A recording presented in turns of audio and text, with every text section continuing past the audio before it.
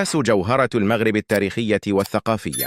تعتبر مدينة فاس الواقعة في شمال وسط المغرب من أقدم وأهم المدن التاريخية والثقافية في المملكة.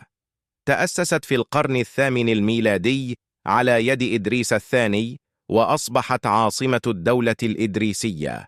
فاس تجمع بين العراقة والتطور، وتضم العديد من المعالم الأثرية والثقافية التي تجذب الزوار من جميع أنحاء العالم، حيث تأسست فاس في عام 789 ميلادية على يد إدريس بن عبد الله الذي يعرف بإدريس الأول. توسعت المدينة بشكل كبير في عهد ابنه إدريس الثاني الذي جعلها عاصمة للدولة الإدريسية. ففي القرن الثالث عشر تحت حكم المورينيين شهدت فاس عصرها الذهبي، حيث أصبحت مركزا علميا وثقافيا هاما. فمن إهم معالم هذه المدينة العتيقة جامعة القرويين. تأسست الجامعة في عام 859 ميلادية على يد فاطمة الفهري، وهي امرأة من أصل تونسي كانت قد انتقلت مع عائلتها إلى فاس.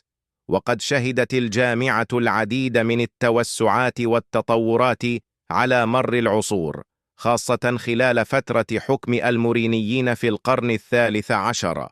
أصبحت الجامعة تضم مكتبة كبيرة تحتوي على آلاف الكتب والمخطوطات القيمة في مختلف المجالات، وكانت في البداية مسجدا صغيرا بناه والد فاطمة الفهري.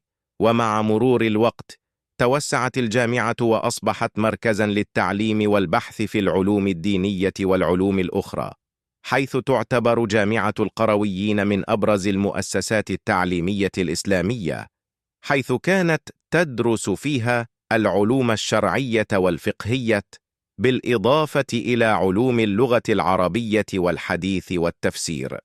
لعبت الجامعة دورا محوريا في نشر التعليم الإسلامي والثقافة العربية. لم تقتصر جامعة القرويين على العلوم الدينية فقط، بل شملت أيضا العلوم الطبيعية والرياضيات والفلك والطب. كانت الجامعة مركزا للتبادل الثقافي والعلمي، حيث استقطبت العديد من العلماء والمفكرين من مختلف أنحاء العالم الإسلامي، وقد تخرج منها العديد من الشخصيات العلمية والفكرية البارزة، مثل ابن خلدون وابن بطوطة وغيرهم من العلماء الذين أثروا الفكر الإسلامي والعالمي. ويوجد أيضا معلمة بابي بوغلود، وهو أحد أشهر بوابات فاس، ويتميز بواجهته الزرقاء المزينة بالبلاط الفسيفسائي. يفضي هذا الباب إلى قلب المدينة القديمة، وهو نقطة انطلاق رئيسية لاستكشاف فاس البالي. أيضا المدرسة البعنانية، وهي من أجمل المدارس التاريخية في المغرب، وقد بنيت في القرن الرابع عشر على يد السلطان المريني أبو عنان. تتميز بهندستها المعمارية وزخارفها الرائعة دار البطحاء، وهو متحف يتم فيه عرض مجموعة من التحف الفنية والتاريخية المغربية، بما في ذلك النسيج، الفخار والمجوهرات التقليدية. تشتهر فاس بالحرف اليدوية التقليدية، مثل الفخار، النسيج والزليج، البلاط المزخرف. تعد الأسواق التقليدية مكانا رائعا لاكتشاف وشراء هذه المنتجات الفريدة. تعتبر أيضا مركزا مهما للموسيقى والفن المغربي التقليدي. يقام في المدينة مهرجان فاس للموسيقى العالمية العريقة، الذي يجمع موسيقيين وفنانين من مختلف أنحاء العالم للاحتفال بالموسيقى التقليدية والثقافات المتنوعة. فاس هي وجهة سياحية رئيسية في المغرب، حيث تجذب الزوار بمعالمها التاريخية، ثقافتها الغنية، وأسواقها النابضة بالحياة.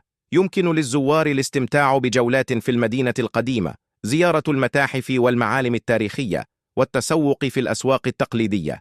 فاس هي مدينة تجمع بين التاريخ والثقافة والجمال، وتعتبر واحدة من أبرز الوجهات السياحية في المغرب.